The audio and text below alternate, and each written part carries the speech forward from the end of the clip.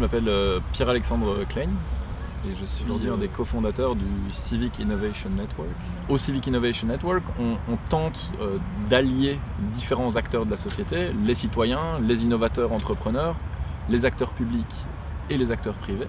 On agence des porteurs de projets autour de scénarios urbains, on les fait travailler ensemble et on met les citoyens dans la boucle une fois que ces entrepreneurs, ces innovateurs ont décidé de collaborer pour que les citoyens puissent contribuer à ce rapport de force et amener de l'aide pour que cette solution soit implémentée. Ça peut être référencer une école qui aurait besoin de capteurs technologiques, ça peut être pointer un restaurant ou un magasin qui aurait du surplus alimentaire.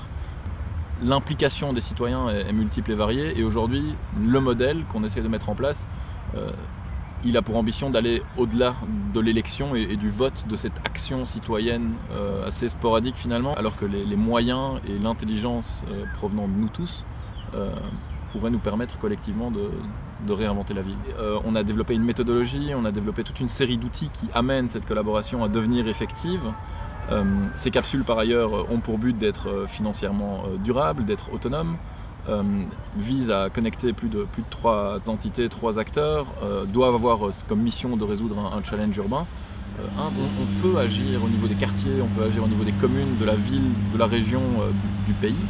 Et en fait, à tous ces niveaux de pouvoir, il y a des interlocuteurs différents. Et un des succès, c'est que finalement, les acteurs publics et privés de ces différents niveaux viennent nous trouver en quête de méthodologie, en quête de nouvelles innovations plus engagées, plus participatives.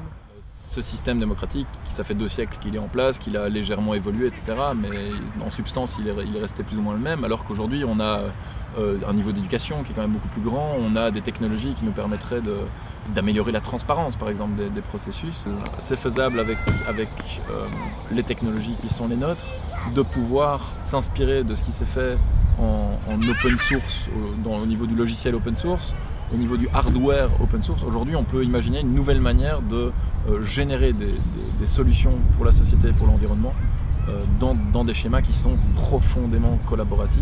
On a cette chance d'avoir cette technologie à disposition, mais elle est en termes énergétiques et en termes de ressources premières.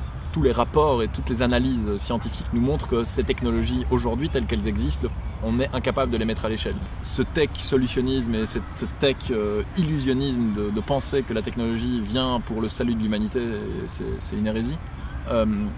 Ces technologies aujourd'hui vont pouvoir être utiles pour réinventer la manière dont on s'organise, mais ne représentent pas la solution.